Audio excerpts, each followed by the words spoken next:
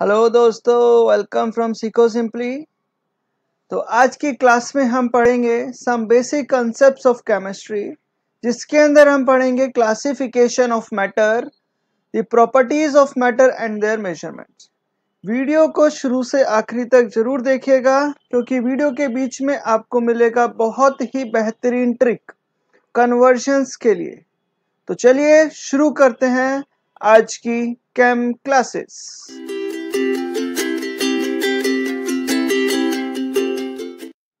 तो शुरुआत करते हैं पहले डेफिनेशन ऑफ मैटर से। So what is matter? So matter हमारे चारों ओर कुछ भी चीज हो, anything around us is nothing but matter, which can have mass, जिसके ऊपर मास होता है, and it can occupy space. How can we example the matter? For example, हमारे अराउंड कुछ भी हो, anything we have around us like chair, table, कुछ भी चीज हमारे अराउंड हो, that comes under the matter. It can be solid, it can be liquid and it can be gas. ये solid भी हो सकता है, liquid भी हो सकता है और gas भी हो सकता है। And these matters can be converted from one phase to another phase. वो liquid solid में भी convert हो सकता है, liquid gas में भी convert हो सकता है। Similarly, all three phases of matter are inconvertible. So हमारे चारों ओर जो भी चीज है जिसके अंदर स्पेस है and it occupy some mass, that is term to be as your matter. चलिए तो बात करते हैं क्लासिफिकेशन ऑफ मैटर की। So matter can be classified as your mixtures and pure substances. And आगे देखते हैं, mixtures can be classified as your homogeneous mixtures and heterogeneous mixtures, and pure substances can be classified as elements and compounds. Further, elements can be classified into metals, non-metals and metalloids. तो चलिए बात करते हैं इनकी one by one. तो सबसे पहले हम देखेंगे प्योर सब्सटेंसेस के बारे में। Like what are pure substances? Basic समझने बहुत इंपॉर्टेंट है, तो वीडियो को ध्यान से देखिएगा। सो प्योर सब्सटेंसेस वो सब्सटेंस होते हैं जिनका डेफिनेट केमिकल कंपोजिशन होता है, which have definite chemical composition. समझते हैं इसको? Which has definite chemical composition and they have same properties regardless of their origin. और उनकी same properties होती हैं, same properties regardless of their origin. कहने का मतलब क्या है कि इनकी प्रॉपर्टीज चेंज नहीं होती है, चाहे वो कहां से भी ओरिजिनेट हुए हों। There can be any origin of it. जिनका डेफिनेट केमिकल कंपोजिशन होता है, मींस केमिकल कंपोजिशन चेंज नहीं होगा। एग्जांपल के तौर पर समझते हैं। फॉर एग्जांपल, हमारे पास प्योर मेटल है। एनी प्योर मेटल, कोई भी प्योर सब्सटेंसेस हो गया, वो हमारा प्योर मेटल का एग्जांपल की कैटेगरी में आएगा। लाइक प्योर मेटल हुआ, लाइक आपके पास क्रोमियम हो गया, कॉपर हो गया, एनी मेटल जिसका कंपोजिशन चेंज नहीं हो रहा है, एक बार उसको ओरिजिनेट कर दिया कहीं से भी, दैट विल रिमेन प्योर, वो फिर चेंज होने वाला नहीं है। अनदर एग्जांपल देखते हैं इसका, डिस्टिल्ड वाटर। लाइक आपका पानी है, वो चेंज नहीं होता है। Now if you talk about sea water, that will not be a part of your pure substance, फिर वो pure substance की कैटेगरी में नहीं आता। तो चलिए देखते हैं नेक्स्ट डेफिनेशन मिक्सचर्स की। तो मिक्सचर्स और प्योर सब्सटेंसेस में यही डिफरेंस होता है कि मिक्सचर्स का कोई डेफिनेट केमिकल कंपोजिशन नहीं होता। They do not have any definite chemical composition. इनका कोई डेफिनेट केमिकल कंपोजिशन नहीं होता, और they do not have any definite chemical composition and they do not have any definite properties. इनका कोई definite properties भी नहीं होता। have definite properties, definite का मतलब होता है same. Now इसको समझते हैं इसके example से। Any example that you give which is a mixture that can be your paint, that can be और कंक्रीट। पेंट हो सकता है, कंक्रीट हो सकता है। पेंट आपको पता है which is a mixture of your adhesives, chemicals etcetera. Different different chemicals adhesives से मिलके बना होता है, तो आपका paint is an example of your mixture, जो एक या एक से ज्यादा चीजों से मिलके बना हो, जिसका कोई भी डेफिनेट केमिकल कंपोजिशन ना हो, मीन्स वो बार बार चेंज हो सकता है। अगर आप इसमें केमिकल कम ज़्यादा कर दें तो उसका कंपोजिशन कम ज़्यादा हो सकता है। For example concrete, concrete is an another example of your mixture. जैसे कि इसके अंदर आपके पास है सैंड है, ये किससे मिलके बना होता है? सैंड से मिलके बना होता है, सीमेंट और वाटर। तो आप सीमेंट और वाटर का कंपोजिशन या सैंड का कंपोजिशन चेंज करोगे तो overall composition will be changed. तो चलिए कुछ एग्जांपल्स की बात करते हैं। Will talk about some examples. For example अगर मैं बात करूं सी वाटर की, तो सी वाटर कैसा है, whether it is a pure substance और अ मिक्सचर। आप मुझे बताइए क्या है, प्योर सब्सटेंस या मिक्सचर है? तो सी वाटर को अगर आप देखते हैं तो इसके अंदर पानी होता है and there are number of salts, और बहुत ज़्यादा सॉल्ट्स इसके अंदर होते हैं। उनका कंपोजिशन भी चेंज हो सकता है even from place to place. So this is termed as your mixture. तो ये एक आपका मिक्सचर होगा। Another example if you talk about our skin, हमारा खुद का स्किन कैसा होता है, क्या मिक्सचर है कि या ये प्योर सब्सटेंस? विल से सोच के देखिए, ये आपको मिक्सचर मिलेगा। कैसे? क्योंकि स्किन के अंदर हमारे डिफरेंट डिफरेंट केमिकल्स होते हैं। We have different chemical composition, different tissues, different chemical tissues I would say, we have different chemical tissues. So ये हमारा एग्जांपल हो गया मिक्सचर्स का। Another example we can take a page of textbook. तो हमारा text book का अगर कोई पेज है तो we can say it's a mixture. कैसे कहेंगे it's a mixture? For example because आपको पता है एक टेक्स्ट बुक का पेज पल्प से मिलके बना होता है, पानी से मिलके बना होता है, ट्री से मिलके बना होता है। तो डिफरेंट डिफरेंट कंपोजिशन होगी तो आपका मिक्सचर्स का कंपोजिशन चेंज हो जाएगा।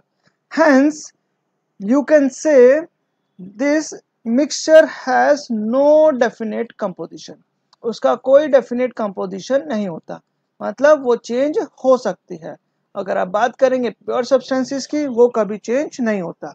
एक और एग्जांपल लेते हैं प्योर सब्सटेंसेस में। अगर बात करेंगे प्योर सब्सटेंस की तो इसका एग्जांपल हम लेते हैं डायमंड। तो डायमंड की अगर आप बात करोगे, diamond is an example of your pure substance. दिखने में ये मिक्सचर दिखता है but is entirely made up of what? Carbon से ही मिलके बना होता है, और इसके नंबर ऑफ कार्बन्स का अरेंजमेंट भी हमेशा सेम होता है, तभी ये प्योर सब्सटेंस की कैटेगरी में आता है। चलिए आगे बात करते हैं अपना नेक्स्ट टॉपिक के बारे में। Next topic will talk about the elements. So हमें पता है प्योर सब्सटेंसेस का कैटेगरी में हमने डिफाइन किया था, we have elements and we have compounds. तो देखते हैं पहले एलिमेंट्स और कंपाउंड्स के बारे में, फिर एलिमेंट्स की फर्दर प्रॉपर्टीज के बारे में, then will talk about homogeneous mixtures and heterogeneous mixtures. शुरू करते हैं अबाउट एलिमेंट्स। तो एलिमेंट्स क्या होते हैं उसको डिफाइन करते हैं। So elements is the purest form of an atom. किसी भी एटम का प्योरेस्ट फॉर्म को हम क्या बोलेंगे? एलिमेंट। फॉर एग्जाम्पल आप अगर बात करते हैं आयरन की, आयरन हो, कुछ भी हो, लाइक मैग्नीशियम हो, सोडियम हो, अगर आप उसको अकेले छोड़ दें और उसके साथ कुछ भी नहीं हो, that is term to be as your element. वो आपका एलिमेंट की कैटेगरी में आ जाता है। नाउ ये तीन तरह के हमने डिस्कस किए हैं। पहला होता है मेटल, दूसरा होता है नॉन मेटल, और तीसरा होता है मेटलॉइड। ये आप देखते हैं इसको, क्या इसका मीनिंग है। पहले बात करते हैं मेटल्स की, कुछ इंपॉर्टेंट एग्जाम्पल से समझते हैं। For example gold, silver, these are the metals which have the properties like have a lustrous shape, जो लस्टर होता है, शाइन देता है, which can conduct heat and electricity, जो आपका हीट एंड इलेक्ट्रिसिटी कंडक्ट कर सकता है। ऐसे वाले हमारे होते हैं metals which can conduct your heat and electricity. Similarly non metals जो हीट एंड इलेक्ट्रिसिटी कंडक्ट नहीं कर सकता, इसकी और दो प्रॉपर्टीज होती हैं मेटल्स की। इट कैन बी मेलिएबल, ये इसका मेलिएबिलिटी होता है, मीन्स हम इसको it can be malleable, we can convert this into small thin sheets, and ductile का मतलब होता है small thin wires, even into thin wires. आपको पता है कि गोल्ड 10 ग्राम गोल्ड 1 किलोमीटर लंबा वायर भी बना सकता है। That means it has very good ductility property, मतलब ability of metal to convert into to draw into the thin wires. ना बात करते हैं नॉन मेटल की। सो नॉन मेटल के केस में हमारे एग्जांपल्स हैं like your diamond, and you can say your example is your iodine. So we have different example, though they do not have इनका properties क्या होता है generally, they do not have lusters, do not conduct electricity, ये electricity भी conduct नहीं करते हैं, ध्यान से देखिएगा, do not conduct electricity and they are also not, we can be hammered, they are not malleable, then they are not ductiles. Now next बात करते हैं मेटलॉइड्स की। इसके एग्जांपल्स है हमारे पास मेटलॉइड के, जैसे कि आर्सेनिक है, another example is silicon. So we have different examples, will study further. So इसके अंदर मेटलॉइड्स के बारे में बात करते हैं। मेटलॉइड्स जनरली होते क्या हैं, जिनके अंदर दोनों तरह की प्रॉपर्टीज होती है, that they can have a properties between metals and non metals. जो मेटल और नॉन मेटल की दोनों तरह की प्रॉपर्टीज के बीच वाले होते हैं उनको बोलते हैं metalloid. Sometimes they can be malleable, sometimes they cannot be malleable, ऐसा होता है। so these are the properties of your metal, non metal and metalloids। हमने तीनों चीजें अभी डिस्कस कर लिया है। so आगे बात करते हैं हम इसमें कंपाउंड्स की। कंपाउंड्स क्या होते हैं? Compound is then another pure substance. हमने प्योर सब्सटेंस की कैटेगरी में देखा था हमारे पास एलिमेंट्स और compounds. Now second thing is a compounds. तो कंपाउंड्स वो प्योर सब्सटेंस होते हैं जो विच कैन बी ब्रोकन, ध्यान से देखिए, which can be broken into simpler substances, जो सिंपलर सब्सटेंसेस में ब्रोक हो सकता है, इनटू सिंपलर सब्सटेंसेस, ध्यान से देखिए, which can be broken into simpler substances by ordinary chemical change। now समझते हैं इसको by ordinary chemical change। अभी हमें पता है कि कोई भी सब्सटेंस है, फॉर एग्जांपल आपके पास है कोई भी मेटल, कोई भी कंपाउंड दो या दो से ज्यादा एलिमेंट से मिलके बना होता है। ये एलिमेंट्स हम इनको चेंज कर सकते हैं। फॉर एग्जांपल अगर मेटलॉइड की बात करते हैं, फॉर एग्जांपल मेरे पास वाटर है, तो water can be broke down into H2 और O2, एक या एक से ज्यादा में कन्वर्ट हो सकता है। अगर मेरे पास MgCl2 है, it can be break into Mg and Cl2, ये डिफरेंट में चेंज हो सकते हैं। so this is the definition of your compound। इनके अंदर which can be broken into simpler substances, और compounds बनते भी किससे हैं? they are made up of two or more elements, दो या दो से ज्यादा एलिमेंट से मिलके बनते हैं हमारे पास compounds। now एक और डेफिनेशन है। अब सेम हमने इसको देखा कि compounds it is similar to your mixtures, तो फिर ये कंपाउंड प्योर सब्सटेंस की कैटेगरी में कैसे आ गया? सो एक्चुअल में क्या होता है, इनके अंदर फिक्स्ड कंपोजिशन होती है, दे हैव फिक्स्ड कंपोजिशन, तभी ये आपका मेटल होगा, नॉन मेटल होगा या मेटलॉइड होगा, कुछ भी से बन सकता है। That should have a fixed composition, but mixtures do not have fixed composition. ध्यान दीजिएगा, मिक्सचर्स का फिक्स्ड कंपोजिशन नहीं होता। ये बात करते हैं मिक्सचर्स की। मिक्सचर्स के बारे में हमने पढ़ा था which do not have chemical composition, जिसका सेम केमिकल कंपोजिशन नहीं होता, डेफिनेट केमिकल कंपोजिशन नहीं होता। And these mixtures can also भी सेपरेटेड, ध्यान देना, homogeneous and another is called heterogeneous. So mixtures आपके दो तरह के मिलते हैं, एक को बोलते हैं होमोजीनियस, दूसरे को बोलते हैं हेट्रोजीनियस। सो समझते हैं दोनों को one by one.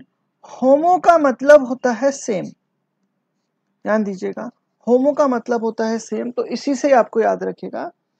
Those mixtures, ये वो मिक्सचर्स होते हैं which have same chemical composition, जिसका सेम केमिकल कंपोजिशन होता है, ध्यान से देखना, same chemical composition through out the solution, through out the solution. चलिए समझते हैं इसको एक एग्जांपल से। फॉर एग्जांपल आपके पास, यहाँ पे शुरू करते हैं। फॉर एग्जांपल आपके पास वाटर है, एक बीकर के अंदर आपके पास वाटर है और इसके अंदर आपने शुगर ऐड कर दिया, 1 spoon sugar. Okay, so what will happen, अभी क्या होगा कि शुगर इसके अंदर डिसॉल्व हो जाएगा। तो शुगर इसके अंदर डिसॉल्व होगा, you will mix it properly, आपने इसको प्रॉपरली अच्छे से मिक्स कर लिया। So after sometimes you will see कि शुगर का पूरा पार्टिकल्स डिजोल्व हो गया वाटर के अंदर थ्रू आउट। अगर आप शुगर का यहाँ से पार्ट लेंगे या किसी भी कॉर्नर से आप पार्ट लोगे, सब जगह शुगर का कंपोजिशन सेम होगा। That means same composition will be there, sugar का सेम कंपोजिशन होगा, will be there throughout. मतलब पूरे सॉल्यूशन के अंदर यू विल सी कि उसका कंपोजिशन एज इट इज होने वाला है, हर पार्टिकल का कंपोजिशन सेम होगा। इसको हम दूसरे तरीके से भी बोल सकते हैं, which have same composition through out the bulk, मतलब पूरे बल्क के अंदर सेम कंपोजिशन प्रेजेंट होता है। That is the meaning of your homogeneous solution. बात करते हैं हेट्रोजीनियस की। अब इससे उल्टा क्या होगा हमारे पास, हेट्रोजीनियस। तो हेट्रोजीनियस का मतलब क्या हो गया, दोज मिक्सचर्स, ये वो मिक्सचर्स होते हैं which do not have, अब इनका सेम केमिकल कंपोजिशन नहीं होने वाला है, which do not have same chemical composition, right? जिसका सेम केमिकल कंपोजिशन नहीं होता है थ्रू आउट द सॉल्यूशन, और यू कैन से through out the bulk, right. तो हम यहाँ पर सॉल्यूशन वर्ड ही लिख रहे हैं, थ्रू आउट द सॉल्यूशन। इसका कोई एग्जांपल बताएगा, कमेंट सेक्शन में एग्जांपल करके बताइए fast. Okay, I give the example for it. यहाँ पे आपके पास वाटर है और यहाँ पर आपके पास सैंड है। अगर मिट्टी को पानी के अंदर डिसॉल्व करेंगे तो क्या होगा, आपने उसको बहुत अच्छे से स्टर किया तो कुछ पार्ट तो नीचे सेटल हो जाएगा और कुछ पार्ट ऊपर रहेगा। इसका मतलब ऊपर कंपोजिशन कम है, नीचे कंपोजिशन ज्यादा है, विच मीन्स इसका मतलब है does not have same composition through out, इसमें सेम कंपोजिशन नहीं बन रहा है थ्रू आउट। तो ये वाला सॉल्यूशन हमारा हो गया हेट्रोजीनियस सॉल्यूशन। आई होप अभी आप अच्छे से समझ गए होंगे कि हमारे कंपाउंड्स और मिक्सचर्स में क्या डिफरेंस होता है, ये भी समझ लीजिए। कंपाउंड्स भी मिलके बना होता है, प्योर सब्सटेंस कहलाता है, बट उसका फिक्स्ड कंपोजिशन होता है, यहाँ पर फिक्स्ड कंपोजिशन नहीं होता है।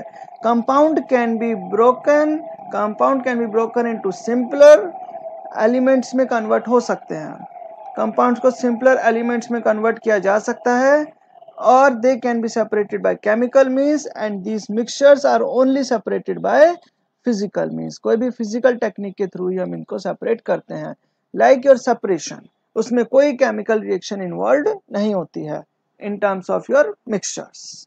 ओके, चलिए आगे बात करते हैं। अभी हमने बात कर लिया अभी हमारा मिक्सचर्स का, कंपाउंड्स का। So we are clear with all the terms related to the classification of matter. So next topic की तरफ बढ़ते हैं।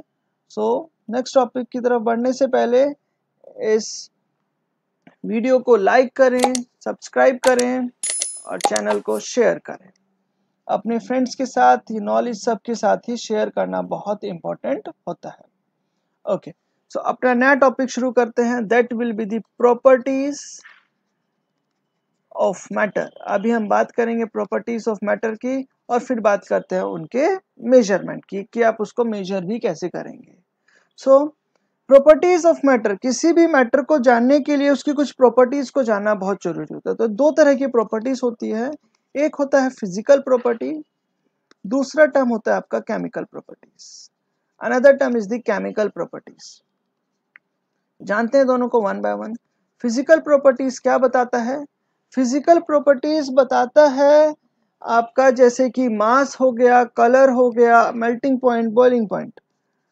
मास, colour, melting point,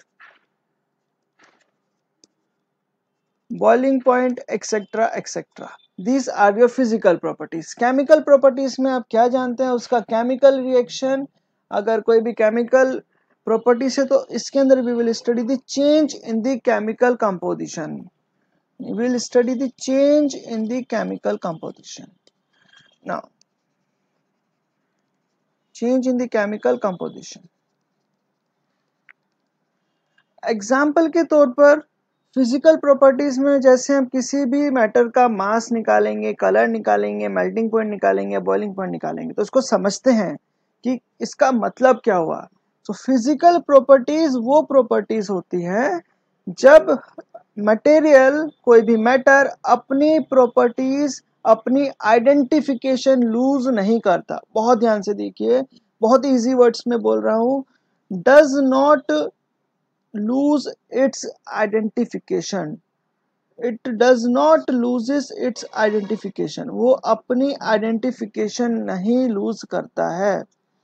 it's identification कहने का मतलब, अगर आप अपना किसी भी सब्सटेंस का वजन नाप रहे हैं, मास निकाल रहे हैं या कलर देख रहे हैं, तो उसका आइडेंटिफिकेशन जैसा है वो वैसा ही रहेगा। मेल्टिंग पॉइंट में निकालें तो पानी विल रिमेन पानी, तो उसका ट्रांसपेरेंट ही होगा, 1 kg तो 1 kg ही रहेगा, that will not change. But chemical properties में क्या होता है, it loses its composition, it's loses it's identification. वो अब जो पहले पानी था अब वो पानी नहीं रहेगा। सो पानी का रिएक्शन अगर हम किसी सब्सटेंस के साथ कर रहे हैं, लेट्स से अगर पानी का रिएक्शन मैंने एसिड के साथ करके देखा, नाउ पानी ने अपना कंपोजिशन छोड़ दिया and it becomes another acid, so that change is known as chemical change। वो आता है आपका केमिकल प्रॉपर्टीज में। And here you will see your physical properties. Physical properties जब अपना आइडेंटिफिकेशन लूज नहीं करता है without changing the chemical composition. यहाँ पर केमिकल कंपोजिशन चेंज होगा, यहाँ पर केमिकल कंपोजिशन चेंज नहीं होगा। बात समझ आती है? और एक दो एग्जांपल्स लेते हैं। For example density.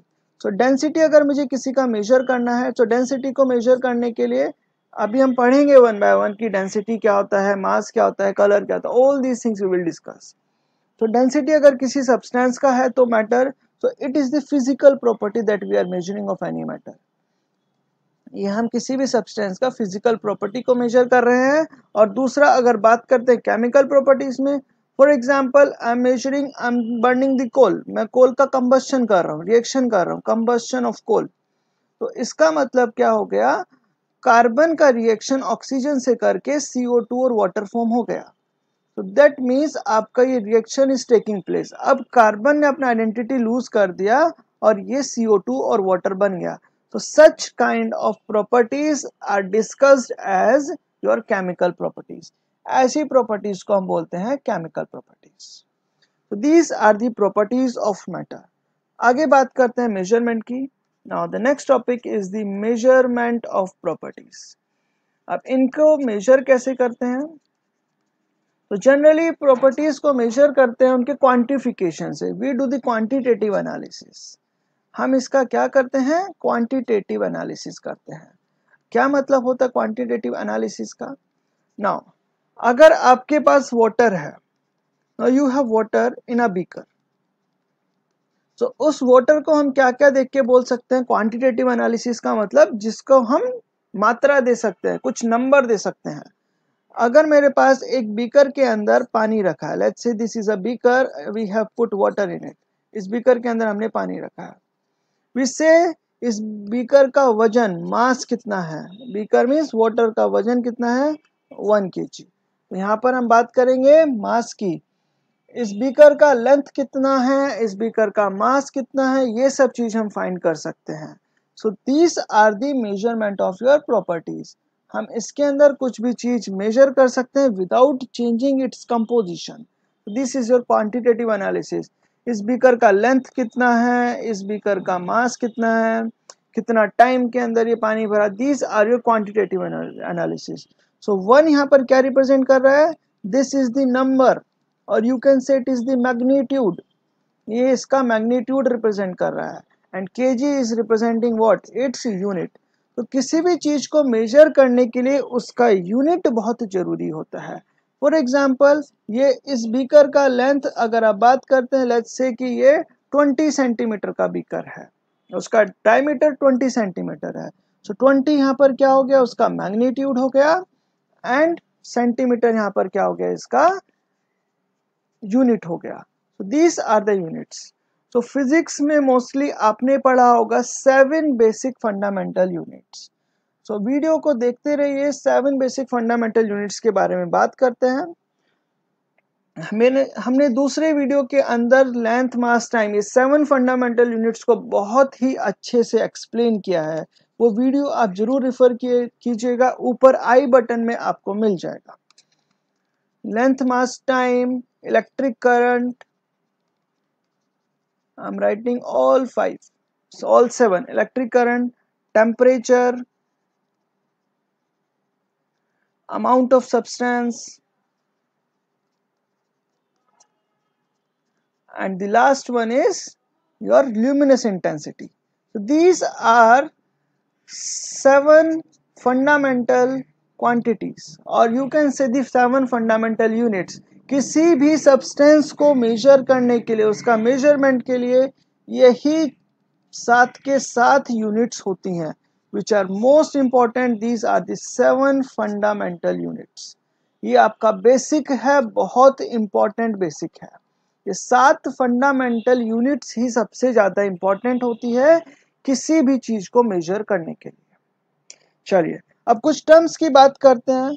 हमने अभी जैसे फिजिकल प्रॉपर्टीज में देखा था, तो फिजिकल प्रॉपर्टीज में we will study these things one by one, और उसके बाद आपको मैं कुछ कन्वर्जन्स के बारे में बताऊंगा। That will be your the trick of the day. Video बहुत इंटरेस्टिंग होने वाला है, वीडियो से बीच में मत जाइए, दिस इज वेरी इंपॉर्टेंट।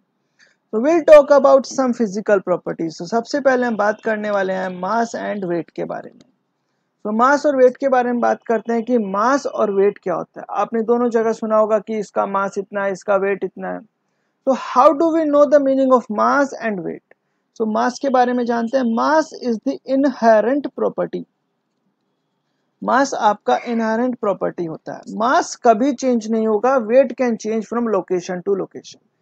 अर्थ पर आपका मास और अर्थ पर आपका वेट कैन बी सेम और can be depending upon the gravitational force. ये आपका डिपेंड करता है ग्रेविटेशनल फोर्स पे। So this is the mass. तो ये क्या है? Weight. Weight is nothing but a force. Weight आपका फोर्स है, मास एक इनहेरेंट प्रॉपर्टी है। तो इसको देखते हैं।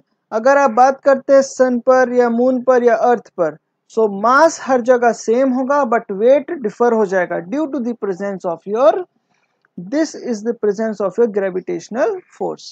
So mass of the body does not vary as its position changes. So it is the mass. So हमारी body के अंदर it is the amount of matter, or you can say it is the quantity of matter. कितना matter का quantity होता है? It's a quantity of matter a body contains. किसी भी body के अंदर कोई भी मैटर का कितना पार्ट है, that is called your mass. ये उसका मास कहलाएगा। नाउ वेट क्या कहलाएगा? So weight will be that is the body का मास जो वेरी करता है ग्रेविटेशनल अट्रैक्शन की वजह से। Okay, so the weight of the body is a result of mass. तो इसके अंदर दो चीज आते हैं, it is mass and gravitational. तो ग्रेविटी की वजह से हमारा मास कम ज्यादा हो सकता है, that is the definition of your weight. Okay, तो मास हमेशा हम क्या बात करेंगे? Mass of a body is more fundamental property than weight. देखते हैं, मास ऑफ अ बॉडी, किसी भी बॉडी का मास हमेशा ज्यादा फंडामेंटल माना जाएगा क्योंकि उसमें सिर्फ एक ही प्रॉपर्टी हम उसका देख रहे हैं, is more fundamental property. It's more fundamental property than weight. Okay, so mass का यूनिट के बारे में बात करते हैं। As you already know, we will talk about the units of mass. तो मास हम kg में मेजर करते हैं, ग्राम में मेजर करते हैं, LBS में, this is known as pounds में मेजर करते हैं। So किसी भी प्रॉपर्टी को मेजर करने के लिए these are the units। ये आपका यूनिट्स हो गया। अब वो यूनिट्स भी स्टैंडर्ड यूनिट्स होना चाहिए, मतलब जैसे इंडिया में वी यूज स्टैंडर्ड यूनिट्स, इसके अलावा यूरोप में, इसके अलावा डिफरेंट डिफरेंट कॉन्टिनेंट्स में डिफरेंट यूनिट्स का यूज किया जाता है। अब सपोज कल मैं इंडिया से बाहर कहीं दूर पढ़ने जा रहा हूँ, लेट्स से कि मैं यूरोप में पढ़ने जा रहा हूँ, तो यहाँ पर मैं जो भी यूनिट्स यूज करूंगा that will be in SI units, और वहां पर जो ट्रेंड है वहां पर यूज करते हैं इन द CGS यूनिट्स। तो जितने भी लेंथ मास टाइम है, CGS यूनिट्स का मतलब होता है centimetre gram second. SI units का मतलब होता है जो जितने भी 7 फंडामेंटल यूनिट्स हमने लास्ट पेज पे डिस्कस किया, these all are the SI units. इसके बारे में आपको ज़्यादा जानने के लिए मिलेगा मेरी दूसरी वीडियो में, उसको जरूर देखिएगा। वीडियो का टाइटल है आपका यूनिट्स एंड मेजरमेंट, जो फिजिक्स का फर्स्ट चैप्टर है। हमने सीको सिंपली की टीम ने ही सेम वीडियो बनाया है। आगे देखते हैं। तो नेक्स्ट टॉपिक हम जिसके बारे में बात करेंगे आपका, that will be your length. So second physical properties that we will talk about is the length. तो what does this length means? So तीन चीज यहाँ पर आती है। एक लेंथ के बारे में बात करेंगे, एक एरिया के बारे में बात करेंगे और एक वॉल्यूम के बारे में बात करेंगे। एंड देन उसके बाद हम कन्वर्जन्स के बारे में बात करेंगे। तो लेंथ के बारे में बात करते हैं। Length is what? Your metre. Area is what? Your metre square. And volume is what? Your metre cube. तो आप देख रहे हैं यहाँ पर मीटर था, ये मीटर स्क्वायर हो गया, मीटर क्यूब हो गया। अगर मुझे किसी भी सब्सटेंस के बारे में, सपोज मेरे पास ये जिस रूम में मैं बैठा हूँ, इस रूम को देखते हैं। इस रूम का कुछ लेंथ है, इस रूम का कुछ एरिया है और इस रूम का कुछ वॉल्यूम है। अगर मैं बात करता हूँ, let's draw this. So this is, अगर सिर्फ एक ही लाइन के बारे में बात करेंगे, इट मीन्स एक कॉर्नर से लेकर दूसरे कॉर्नर तक की सिर्फ बात करते हैं, तो ये हो गया मेरे पास इसका, दिस इज योर, अगर एक कॉर्नर से दूसरे कॉर्नर के बारे में बात करते हैं, then this is your length. तो ये हो गया आपका लेंथ। अब दो कॉर्नर्स के बारे में बात करते हैं, दिस इज अनदर लेंथ। तो दो लेंथ को एक साथ मिला देते हैं, मल्टीप्लाई करेंगे तो हो जाएगा आपका area. So length tells you about one dimension only. अगर एक डायमेंशन के बारे में बात करेंगे तो होता है लेंथ, दो डायमेंशंस के बारे में बात करेंगे तो बनेगा आपका एरिया। और इसी को ही हम बड़ा कर सकते हैं।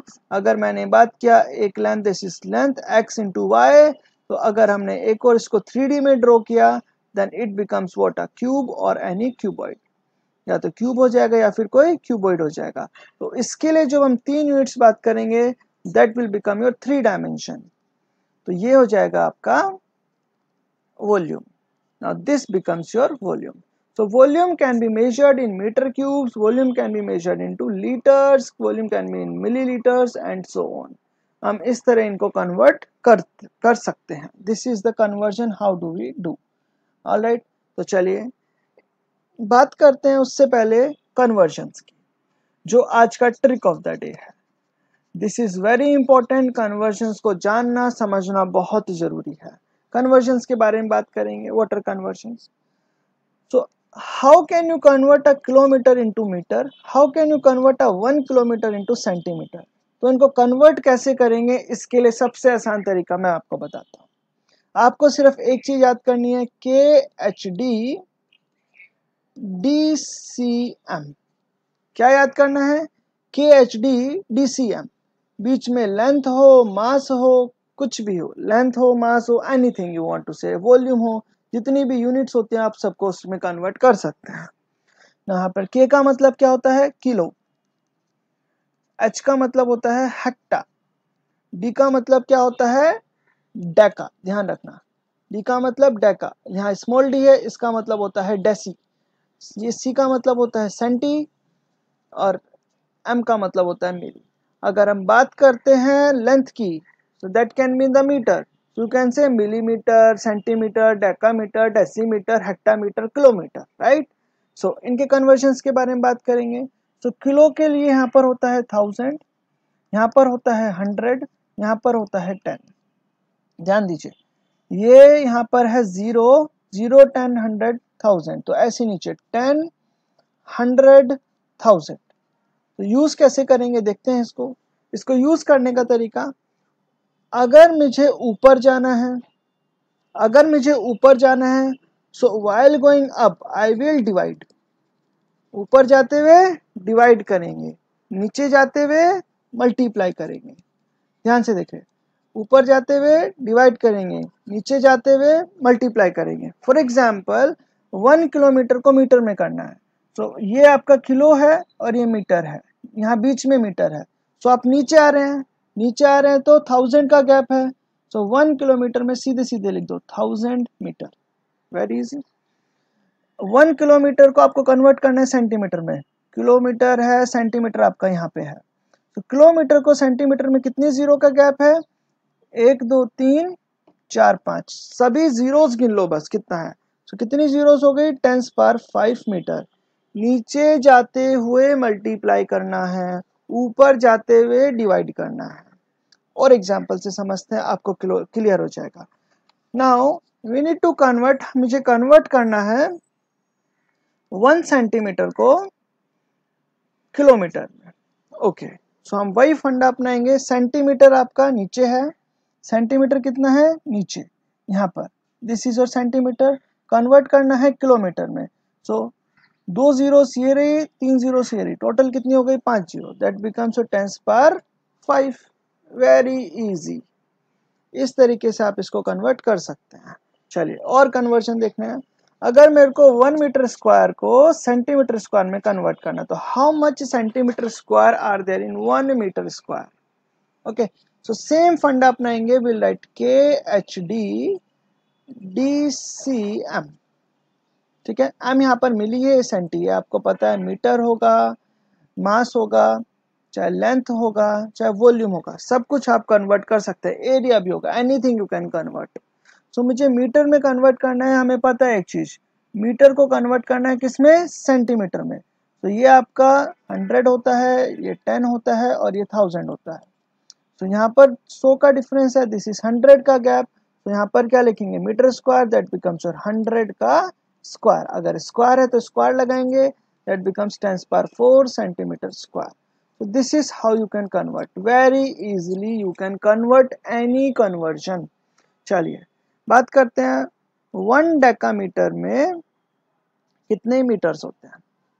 Okay, we will talk about the decimetre. Okay, ये डेसीमीटर है 10, तो इसमें कितने मीटर होते हैं आपके 1 डेसीमीटर में।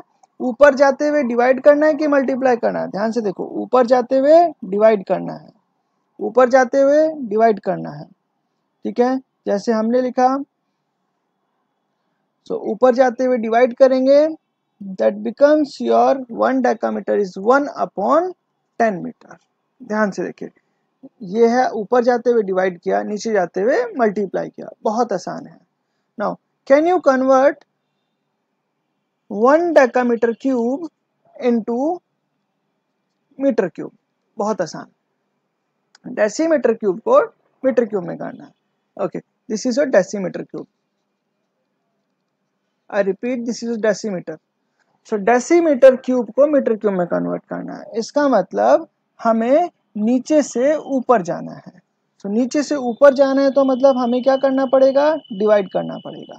सो हमें पता है KHD DCM, लेंथ है, मास है, और यू कैन से एरिया है, वॉल्यूम है, बीच में कुछ भी होगा। डेसीमीटर से मीटर पे जाना है, 0 पे। सो 10 का गैप है, नीचे से ऊपर जाते हुए यू हैव टू डू, क्या करना होता है आपको, 10 से डिवाइड करना होगा। यहाँ पर 10 है, 10 से डिवाइड करेंगे, क्यूब है तो क्यूब लगा देंगे। तो 1 डेसीमीटर क्यूब में 10⁻³ मीटर क्यूब होता है। This is how you can do. अगर 10⁻³ डिनोमिनेटर में है तो न्यूमरेटर में आके 10⁻³ बन जाएगा।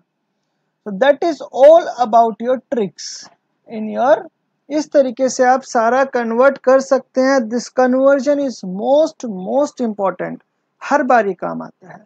कन्वर्जन पसंद आया तो कमेंट सेक्शन में लिखकर जरूर बताइए।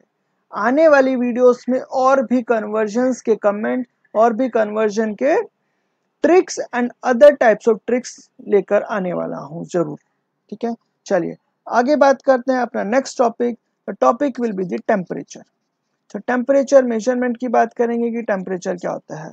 सो टेम्परेचर को डिफाइन अगर करें, so it is a measure of, इसमें क्या मेजर करते हो आप, हॉटनेस या coldness. It is a measure of hotness और कोल्डनेस।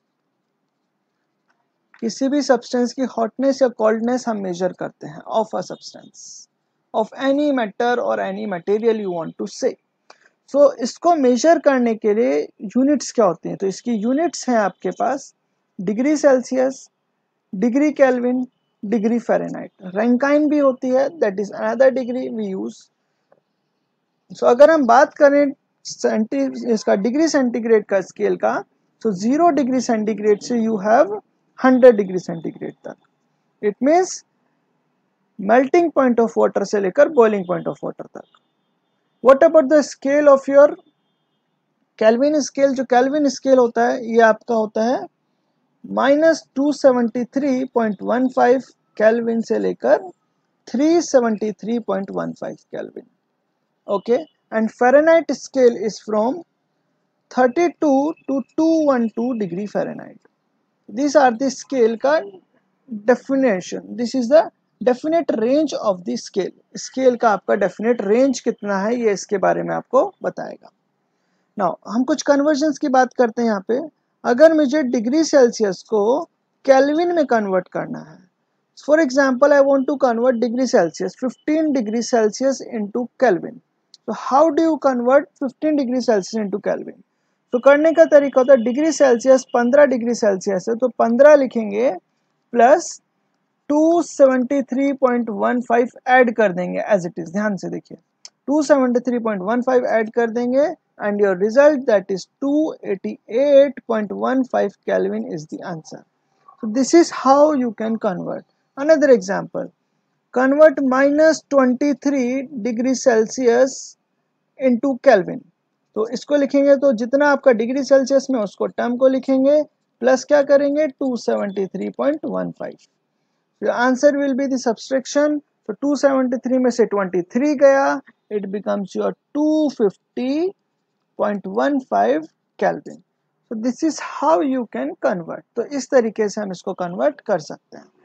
एक और कन्वर्शन की बात करेंगे, that is your degree Fahrenheit into Celsius. तो डिग्री फ़ारेनहाइट को सेल्सियस में कन्वर्ट करने के लिए डिग्री सेल्सियस प्लस 32। ओके, अगर मुझे कन्वर्ट करना है डिग्री फ़ारेनहाइट को सेल्सियस के अंदर, सो हाउ कैन यू कन्वर्ट? और यू कैन से सेल्सियस को डिग्री फ़ारेनहाइट में। सिमिलरली अगर 15 डिग्री सेल्सियस को अगर मुझे फ़ारेनहाइट में कन्वर्ट करना है तो कैसे करेंगे?